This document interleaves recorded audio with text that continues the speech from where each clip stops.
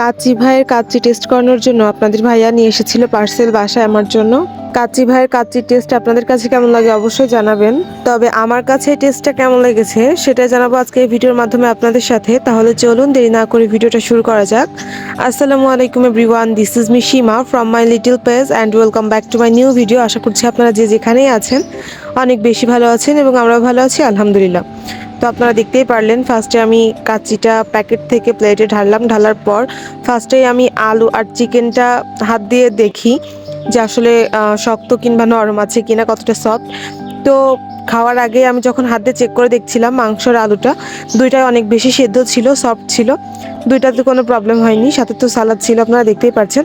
তবে সত্যি বলতে রাইসের টেস্টটা আমার কাছে একদমই ভালো লাগেনি। রাইসের টেস্টটা যেন আমার কাছে একটু কেমন কেমন লাগছিল।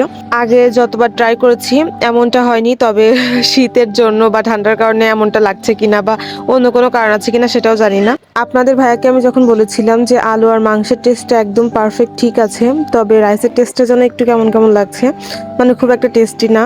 তো আপনাদের ভাইয়াও সেটাই বলছিল যে রাইসের টেস্টটা আমার কাছে ভালো লাগেনি। তো তারপর বেবিদেরকেও আমি টেস্ট করিয়েছিলাম। আমি নিজে কয়েক গাল খেয়েছিলাম, ঠিক আছে। বেবিদের টেস্ট করানোর পরে বেবিদের থেকেও একই কমেন্টস পেলাম যে আমার ভাতটা খেতে ভালো লাগছে না। তো জানি না এর কারণ কি।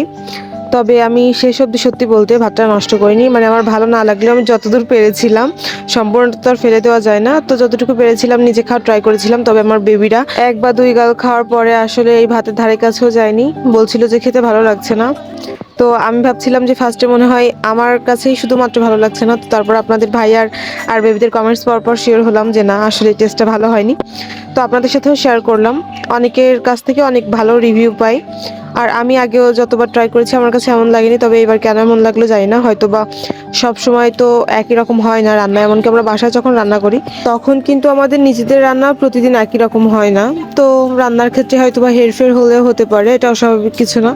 তবে আমি যেহেতু ভিডিও করেছিলাম, ভাবলাম যে ভিডিওতে ভয়েস দিয়ে পোস্ট করে রাখি, তো সেজন্যই মেনলি আজকে ভিডিওটা পোস্ট করছি, মানে এডিট করতে বসে গিয়েছি ভয়েস দেওয়ার জন্য, এবং পরবর্তীতে আপনাদের সাথে আপলোড দিয়ে শেয়ার করব। তবে আপনারা যারা যারা কাচ্চি ভাইয়ের কাচ্চিটা ট্রাই করেছেন তারা কিন্তু অবশ্যই জানাবেন যে আপনাদের কাছে টেস্টটা কেমন লাগে। তবে কাচ্চির আলুটা অনেক বেশি সফট ছিল। আলুটা আসলে অনেক বিরিয়ানি বা কাচ্চির সাথে কিন্তু আলুটা তেমন সফট থাকে না, একটু ভেতরে শক্ত শক্ত থাকে, বা মাংসের টেস্টটাও তেমন ভালো হয় না। তবে এই কাচ্চিটার কিন্তু মাংসের টেস্ট অনেক ভালো ছিল, অনেক বেশি সেদ্ধ হয়েছিল। আর সেদ্ধ হওয়া মানেই কিন্তু টেস্ট আসলে 50% বেড়ে যাওয়া, আর 50% রান্না বা ফ্লেভারের উপর ডিপেন্ড করে। তো আমি আলু বা মাংসের কোনো দোষ দিতে পারবো না, মানে আলু আর মাংস একদম পারফেক্ট ছিল, রান্না যেমনটা হয় বা টেস্টটা যেমন থাকে। তবে রাইসের কথা একটু বললাম, রাইসে একটু প্রবলেম মনে হয়েছিল আমার কাছে, টেস্টটা একদমই ভালো ছিল না।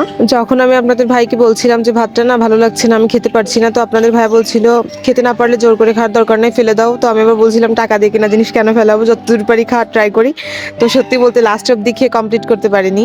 আবার আমার কোনো খাবার বাসায় রান্না হোক বা কেনা হোক অপচয় করতে বা ফেলে দিতে একদম ইচ্ছা করে না। মনে হয় যে কষ্ট করে রান্না বাড়া করলাম, ফেলে কেন দিব, বা কষ্ট করে টাকা দিয়ে আয় করে সেই টাকা দিয়ে কেনা খাবার নষ্ট কেন করবো, এমনটাই মনে হয়। তো মেইনলি ভিডিও করে রেখেছিলাম, আর আজকে গ্যালারি ঘুরতে ঘুরতে চোখে পড়লো, তো ভাবলাম যে ভয়েস দিয়ে আপনাদের সাথেও শেয়ার করি। সেই জন্যই মেইনলি আজকের এই ভিডিওটা ভয়েস দিচ্ছি এবং পরবর্তীতে আপনাদের সাথে শেয়ার করব। তো আপনাদের কমেন্টসগুলো অবশ্যই জানাবেন যে আপনাদের কাছে কেমন লাগে। সবার টেস্ট তো একরকম না, তো আমার কাছে আমার টেস্ট অনুযায়ী যেটা মনে হয়েছে সেটা আপনাদের সাথে শেয়ার করলাম। তো আজকের ভিডিওটা এই পর্যন্তই, আপনাদের সাথে দেখা হবে নেক্সট কোনো নতুন ভিডিওতে। ভালো থাকবেন সকলে, আল্লাহ হাফেজ সবাইকে।